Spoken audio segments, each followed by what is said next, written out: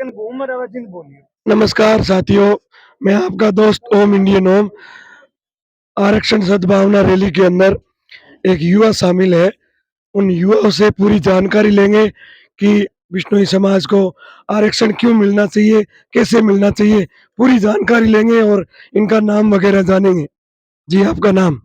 मेरा नाम धर्मकृष्णा बिश्नोई है जी। मैं अबोर पंजाब से हूँ हाँ। और पंजाब यूनिवर्सिटी चंडीगढ़ में अध्ययन करता हूँ। हाँ। और इस यात्रा में पहले दिन से हम जुड़े हुए हैं पंजाब हाँ। से। 5 मतलब कुछ लोग हाँ।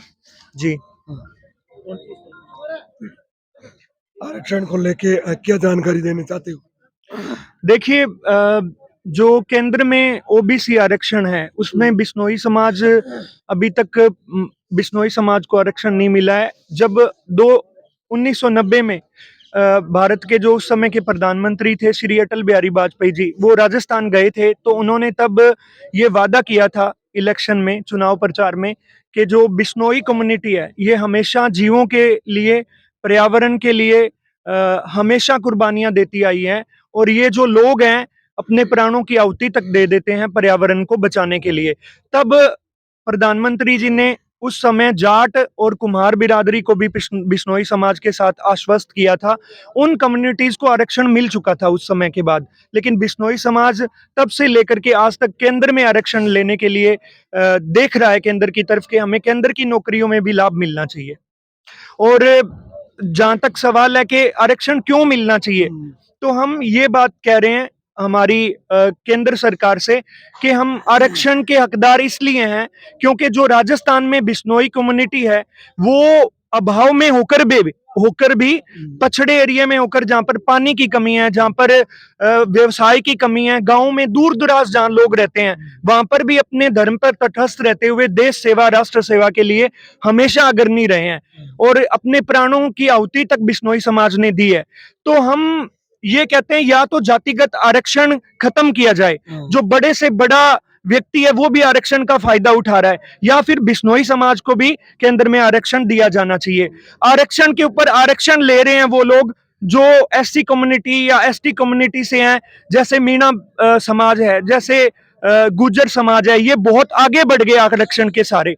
तो हम ये नहीं कहते कि उनका आरक्षण आप रद्द करिए, हमारी मांग ये है कि या तो आप सबको एक चश्मे से देखिए, सबका आरक्षण उसकी आर्थिक स्थिति के आधार पर सुनिश्चित कीजिए, या फिर बिश्नोई समाज में भी जो लोग पछड़े हुए हैं उनको देख के उनको आप नजरअंदाज ना करिए, उनको भी आरक्षण दीजिए। बिश्नोई समाज से क्या अपील करना चाहते हो 5 तारीख के लिए? आज तक आरक्षण और आंदोलन के लिए, आरक्षण के लिए बहुत सारे आंदोलन हुए होंगे, लेकिन जो ये आंदोलन है कितनी शांति प्रिय तरीके से आप देखेंगे, हमारे साथ हमारे 80-80 साल के बुजुर्ग भी चल रहे हैं पहले दिन से। और जहां भी ये यात्रा रुकती है, पैदल यात्रा चली हुई है 29 तारीख से, मुकाम से सिवानी तक वाहन पे आए थे, आगे पैदल चल रहे हैं। जहां भी रात्रि में विश्राम होता है वहां पर गुरु महाराज जंबेश्वर भगवान का जागरण होता है और सुबह हवन और पहल के साथ सारे बिश्नोई लोग भगवान जंबेश्वर भगवान को याद करके और जगह जगह पर्यावरण का संदेश भी दे करके आगे बढ़ते हैं। और हमने कोई पटड़ियां नहीं उखाड़ी, हमने कोई कारें नहीं जलाई, बहुत ही शांति प्रिय तरीके से हम आगे बढ़ रहे हैं और केंद्र सरकार के आगे अपनी मांग रख रहे हैं कि जो सही हकदार है उसको आप आरक्षण दीजिए। और आरक्षण का फायदा मैं बिश्नोई समाज से भी हाथ जोड़ करके बेनती कर रहा हूं कि जो लोग अभी तक भी घर में बैठे हुए हैं, जो लोग अच्छे ओहदों पे बैठे हुए हैं बिश्नोई समाज के, उनको भी इस लड़ाई में हमारा साथ देना चाहिए, उनको भी उतरना चाहिए। अगर उनके बेटे या उनके परिवार आगे बढ़ गए हैं तो ये बात नहीं है कि हम बहुत हम देखो, एक परिवार में 2 भाई होते हैं, उसमें एक बहुत तकड़ा होता है और एक पछड़ा रह जाता है। तो जो तकड़ा होता है उसको अपने भाई का हाथ पकड़ के साथ चलना चाहिए। तो बिश्नोई समाज में भी कुछ दबे हुए भाई हैं, कमजोर भाई हैं, जो हमारे बड़े आर्थिक रूप से संपन्न बिश्नोई हैं, उनको भी इस आरक्षण में पूरा सहयोग करना चाहिए और समाज की एकता को प्रदर्शित करना चाहिए रामलीला मैदान दिल्ली में। बहुत अच्छी बात। जी, आप क्या संदेश देना चाहते हो? मैं रघुनाथ राम, शारीरिक शिक्षक गांव में हूं और मैं इस आरक्षण रैली के अंदर मुकाम से साथ में हूं। मैं सभी बिश्नोई भाइयों से निवेदन करता हूं कि आप ज़्यादा से ज़्यादा संख्या में रामलीला मैदान में पधार करके इस आरक्षण रैली को मजबूत बनाएं, यही मैं आप सभी से अपील करता हूँ। बहुत बहुत धन्यवाद जी। हाँ, हम तो मुकाम से चला रहे हैं पहले दिन से ही। हमारे फलोद जिला है, मोटाई गांव है, बाबूराम भादू। मैं तो एक आह्वान करता हूँ कि हम 5 दिनों से चल रहे हैं और गांव में लोग बैठे हैं, उसको आह्वान करते हैं कि ज्यादा से ज्यादा लोग दिल्ली पधारे, जंतर मंतर पर है और सब लोग वहाँ एकत्र होके हम मान लेंगे कि आप पहले दिन से ही चल रहे हैं, ये हम आह्वान कर रहे हैं। ज्यादा से ज्यादा भीड़ करें वहाँ दिल्ली। बहुत बढ़िया, बहुत बढ़िया। और भी है बुर्जु के लागे बाहर लोगन के कहना चाहो जो गांव बैठा बा गांव में बैठो बहुत जल्दी आवे। 5-7 तारीख का भेड़ा करे ज्यादा से ज्यादा विष्णु ने आरक्षण दे रहा है, ओबीसी में दे रहा है, लाभ मिले।